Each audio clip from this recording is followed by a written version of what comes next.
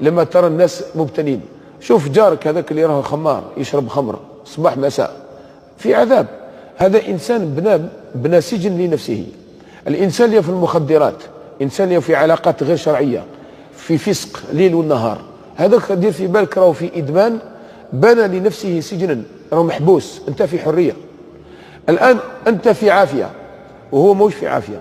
لما ترى الناس في ابتلاءات عظيمة يغرقوا في أشياء، كاين الناس القمار يبيع الأثاث نتاع البيت من القمار، ناس باعوا أعراضهم نسأل الله السلامة والعافية من القمار، مش مخدرات، القمار. وهذا النوع من الناس خلاص من الصغر. أنا شفت ناس في فرنسا 69 سنة في فرنسا من وقت الاستعمار، وهو يخدم درك إلى يومنا هذا ما عندوش خبزة. القمار، غير في القمار.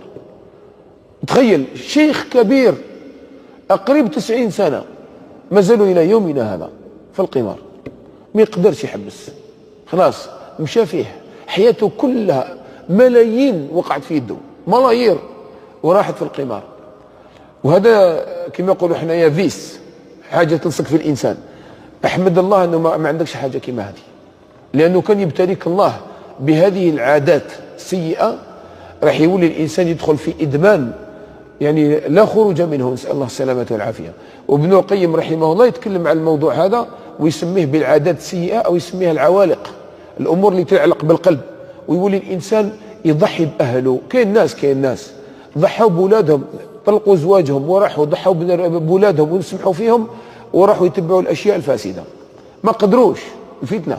فتنة عظيمة، قلوبهم خلاص أشربت مثل الإسفنج، هذاك شربت الفتنة خلاص، نسأل الله السلامة حتى يهديه الله، نسأل الله الهداية الجميع. هنا الإنسان يوقف ويقول نعمة العصمة من الله، كي عصمك ربي من الفتنة، وتقول أنا الحمد لله. شوف كم من الناس أذن العصر الآن، شوف كم من الناس ما صلاش العصر ولن يصلي العصر، موش يصلي، ونغلق الملف وأذن الأذان وصلوا الناس وكملوا صلاة الجماعة، ويخرج وقت العصر بعد قليل ويكتب الإنسان من المعرضين، وانت تكتب من المستجيبين. هذه نعمة يحمد الإنسان ربه عليها أنه عصمه. من الذي يعصمنا؟ هو الله. لذلك احنا ما عندناش قوة تمنعنا من الفتنة، لا قوة علمية ولا قوة بدنية ولا قوة تجربية، ما عندناش تجربة خبرة، يعني أنا عندي خبرة أستطيع الآن أن أنجو من الفتنة، ما عندك حتى خبرة. كاين ناس نجوا من فتن سبقت ووقعوا في فتن بعدها، كاين ناس لحقوا إلى درجة من العلم ما لا يعلمها إلا الله وزلت الأقدام، كاين ناس من كانوا من أكثر الناس ردودا على الملحدين، يتناولون أبواب عويصة من أبواب التوحيد والإيمان، ولهم كتب كبيرة. في نهاية المطاف انتهى بهم الحال إلى أن صاروا ملحدين وعندهم كتب في الإلحاد وماتوا على الإلحاد، نسأل الله السلامة والعافية. بعد ما كان هذا عالم كان من كبار العلماء، من كبار العلماء الذين ما يستطيع واحد يناقشهم في الإيمان، وعندهم كتب مناظرات، يعني ناس كبار.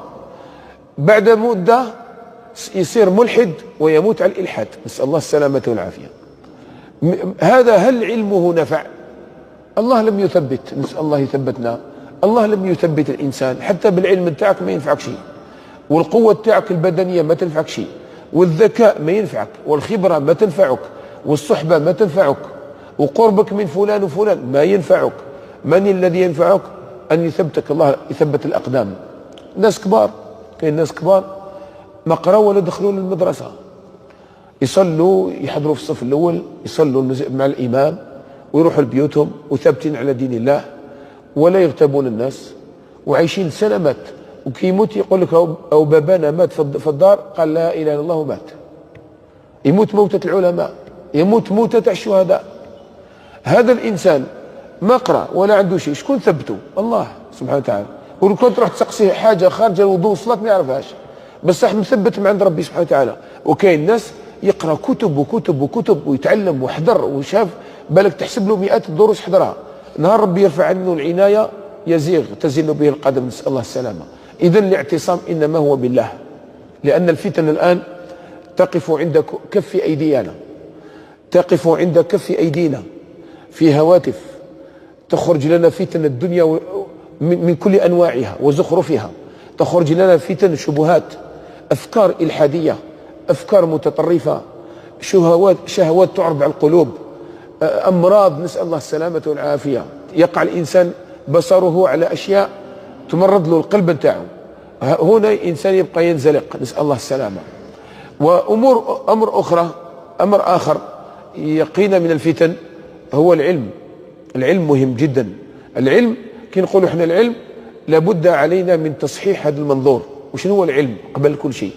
العلم موش مسألة نقولوا للناس يلا لازم الصباح العشية تفتح الكتابات وتقرأ وتطلب العلم وتطلب العلم وتطلب العلم، حتى ولات الناس يقول كالسنة كي نتفرغ نطلب العلم، كي نتفرغ ولن يتفرغ، عمره ما حيتفرغ. الحياة ما فيها شغل فوق شغل. الحياة يخدم الإنسان، يعمل، يصنع، يقرأ، يدير تربص، يدير أي حاجة، ولازم يكون في كل الأحوال يطلب العلم. النجار يطلب العلم، والحداد يطلب العلم، والميكانيكي يطلب العلم، والمهندس والطبيب والخباز، وكل إنسان يطلب العلم. ولكن كيف يطلب العلم هذا الإنسان؟ ومتى؟ ومشغول. كيف يطلب العلم بكل سهولة. الآن احنا الآن عندنا حلقات العلم، عندنا دروس. تشوف بلدة كاملة تلقى 2 دروس 3 على الأقل في الأسبوع، تقدر تصفيها. ينتقل الإنسان ويروح يسمع من المغرب العشاء يستفيد. خطبة الجمعة طلب علم. الدروس التي يسمعها الإنسان في المقاطع في وسائل التواصل الاجتماعي، الهواتف اليوم موجودة. شبابنا راه غالق ودنيه